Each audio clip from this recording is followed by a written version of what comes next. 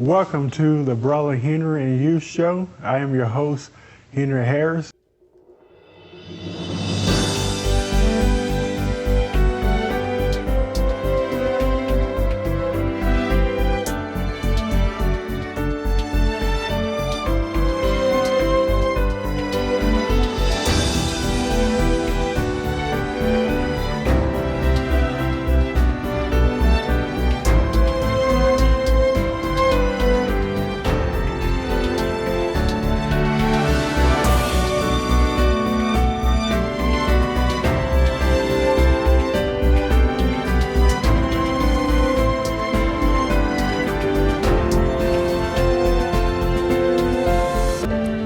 Welcome to the Brother Henry and You Show. I am your host, Henry Harris. I hope you're having an amazing day.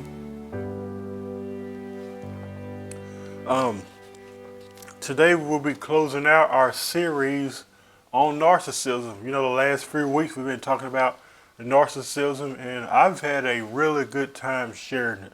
Now I just want to encourage you, and I should have said this in the beginning, but I just want to encourage you. What I've been discussing in regards to narcissism, I know a lot of people can relate to it. I know sometimes it can trigger some people. I know it can anger some people, either because you've been through it or maybe you may be one. But I wanted to encourage you to do your own research. You know, yes, this series today is coming to a close. Then I'm gonna move on to other subjects, but I want to encourage you to Google, to read books, talk to a therapist, get all the information that you can get in regards to this subject. Because like I say, what I've been discussing only scratches the surface of what narcissism is. I really haven't did a deep, detailed series on it. If I did, trust me, it'd be more than 3 weeks. So I'm just kind of like taking a subject here and there, just kind of putting the dots together, just to encourage you, look for those red flags, just giving you the basic elementary stuff. Because like I say, there is so much to this subject that it takes more than 3 weeks to cover it. So I want to encourage you, do your own research. Go to the library, get access to a computer or a laptop. Just do your own research and look into it to verify that what I'm saying is true. And I love doing research. If there's something I don't know, you know, I like to do research and talk about it. But I just wanted to say that before we get into part 3 of our series called Am I Crazy? Have you been called crazy before by a narcissist? Have you ever been in love with a narcissist who made you question your sanity or tried to convince you that you are the crazy one? So in this session, which is session 3, I would like to discuss that. Am I crazy? I tell you what, I think many of us can relate to that. Many of us have been with people in the past who tried to make you feel like you were going delusional, like losing your mind. It happens. So what does it mean when a narcissist refers to you as being crazy? It generally means that you're closing in on the truth about the narcissist or the abuser. That the narcissist cover pretty much has been blown. And that they run out of options and explanations for their shady and toxic behavior towards the victim. It means you see clearly.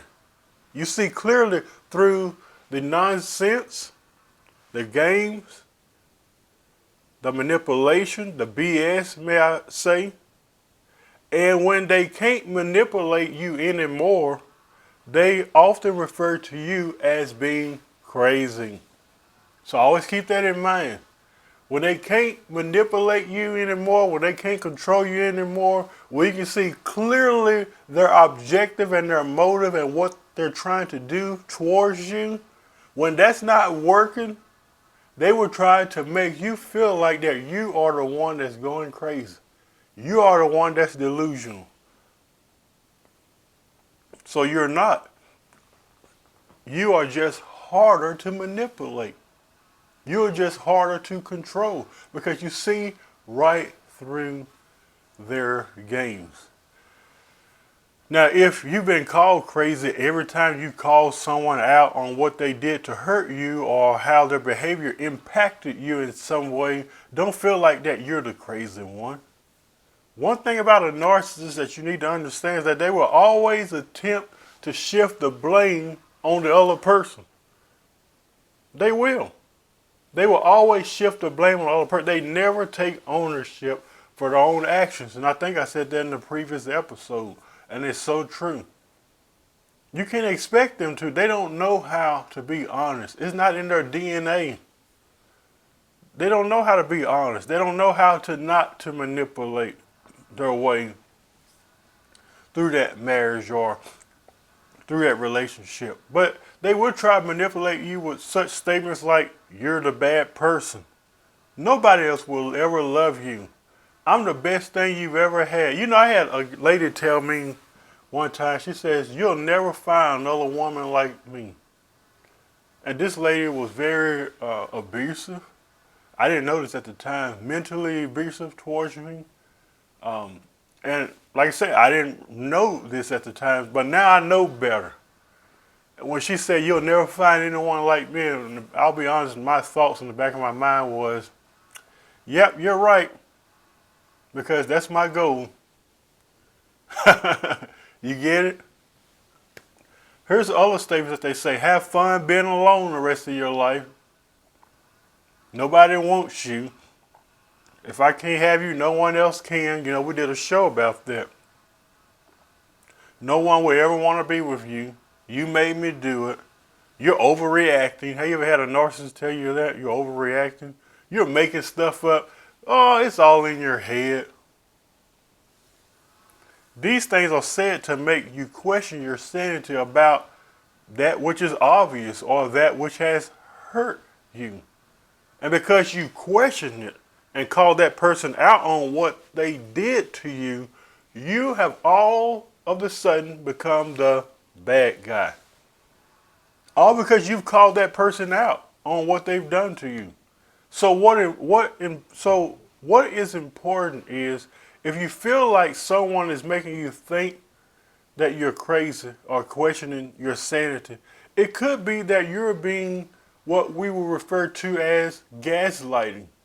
Now, you'll be surprised how many people are not familiar with that term, but a lot of people don't even realize what gaslighting is. So I would like to take this time to address what that is, because a lot of us deal with it and we experience this in relationships. And a lot of people, it's just foreign to them. They don't know what that means. Gaslighting is a form of psychological manipulation in which the abuser attempts to sow self-doubt and confusion in the victim's mind. Typically, gaslighters are seeking to gain power and control over the other person by distorting, you know what the word distorting is, by distorting reality and forcing them to question their own judgment and intuition. So there are a couple questions you need to ask yourself when it comes to gaslighting. Because when you think about questioning your sanity, that's all it is. It's gaslighting. Here's a couple questions to ask yourself. Has your partner or someone made you question your sanity? And if so, ask yourself, in what ways have they made you do that? And number two, do you feel that your partner or someone has tried to distort reality by causing you to question your own intuition or your own judgment? Only you will know the answers to those questions. So you shouldn't be questioning your judgment, because oftentimes, if not all the time, you're right about how you feel. You're right about your judgment and how you feel about a situation, especially if that situation is verified and true. If that person is abusing you, treating you a certain kind of way, and you bring it to their attention, of course they're not going to acknowledge it. No one should have to question their sanity, and no one should be referring to anyone as crazy in a relationship, especially if you know you are purposely hurting the other person. it amazes me how people have the audacity to refer to somebody else as crazy when you're the one that's hurting that person, when you're the one that's causing trauma and pain in that person's life. So you need to know that any of their tactics can make you doubt your perceptions. And when they throw a lot of them at once at you, you can even doubt even more. If you allow them to get the best of you, they will probably make you say things like, maybe I am crazy. Maybe I am wrong. Maybe I do need help. That's if you allow them to win or to get the best of you. So we need to keep in mind also that people who treat you this way, it is the total opposite. One thing I have learned from the past is something I will never do again is apologize for things that I've never done. A narcissist has a way of making you feel bad about yourself and about your boundaries and everything when in reality they are the ones that are wrong. They have a way of making you feel that way, making you feel bad about your boundaries and bad about your rules that you create for yourself and the standards that you have for your life. Don't settle. I don't know who I'm talking to today, but don't settle for that. Don't lower your standards and your boundaries for a narcissist because they're not going to honor it anyway. So you need to be aware when someone is trying to abuse you. You need to be aware when someone is trying to manipulate you because you could be experiencing it but not aware of it. Now I want you to repeat this after me. I am not crazy, but what's crazy is what I'm dealing with. Can you repeat that again? Say, I am not crazy. What's crazy is what I'm dealing with. And that's so true. You're not crazy. What's crazy is the abuse you're going through. What's crazy is how that person is treating you. What's crazy is the manipulation and the games and the tactics that this person is putting you through. What's crazy is what you are tolerating and dealing with. And do you think that it's about time to break that cycle? Do you think it's just about time for that to stop? Why stay connected to someone who makes you feel a certain type of way about yourself? Why stay connected to someone who makes you feel bad or question your sanity, insulting you, calling you out of your names and so forth? We have to do better, folks. We just have to do better. And I am here to tell you, if nobody else has told you, you do not deserve that. You don't deserve it. So gaslighting is such a malicious form of emotional abuse because it causes you to question your experiences. So it can be difficult to identify the warning signs, and that is why I'm addressing this subject today, so you will be aware of those warning signs. When you see them, you will say something. I love Bishop Carden Pearson and what he says. Ignorance is not only not knowing, but also not noticing.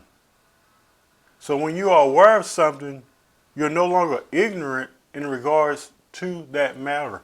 When I say, I'm not calling you ignorant, those that are watching, a lot of people refer to that word ignorant as stupid. And it don't mean that. Ignorance just simply means not knowing, or as Bishop Pearson says, not noticing. When you know better, and you know the truth, and you're aware of the truth, you're no longer ignorant in regards to that matter. Like I've been doing this teaching for 3 weeks on narcissism, and you walk away and you go into a relationship and you know that guy is a narcissist and you got all this information you retain. Like at the end of the day, that does make you ignorant because you have the resources and the information to fight and to stand up for yourself in regards to this subject. You are aware of it. You can't go, oh, I didn't know this. I didn't realize this. No, because you know it. I've been telling you this for 3 weeks. You know it. So ignorance is not only not knowing, it's also not noticing. It also means you're not paying attention, and you should pay attention. That's why I said at the beginning of the broadcast, yes, this series ends today, and I'm going to move on to other subjects. But don't, just because it ends today, don't that don't mean that, okay, that's all. No, that ain't all the information. There's so much more. This is a broad subject and so much to discuss. Keep educating yourself about this. These subjects are important, especially narcissism. So when someone refers to you as crazy, my encouragement to you is just to ignore it, blow it off, because now you know or are aware of the real reason why they are calling you that. They learn that you're just harder to control and manipulate. That's all it comes down to it. Sometimes we find ourselves getting discouraged because they call me crazy, she called me crazy, he called me crazy, and this and that. But we never look at why they did it. You know why now. You know why. So don't, like I said earlier, don't settle for that. You are better than that. We need to do better, as I mentioned not too long ago. We need to do better in this area. We only have one life to live. Why live your whole life in an abusive situation? Why live your whole life with a narcissist? I know, especially women in particular, they've been with men 20, 30 years. And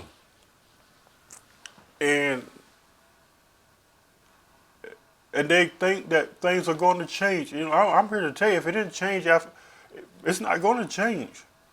It's not going to change. And I think I said this in a previous episode. I think the last episode.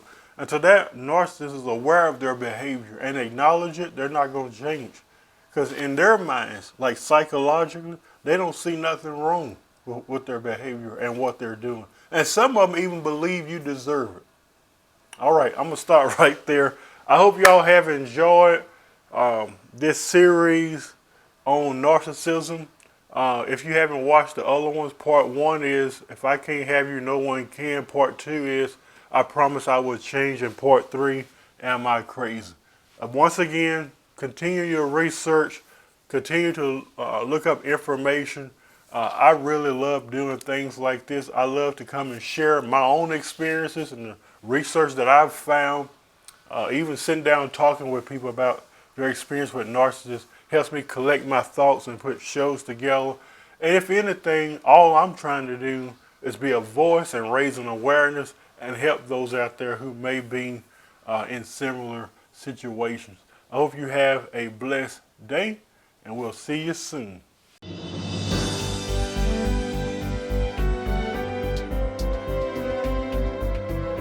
We hope you have enjoyed today's program. We want to connect with you. Visit us at facebook.com/The Brother Henry and You Show, or visit us on our YouTube channel at youtube.com/Henry Harris 100.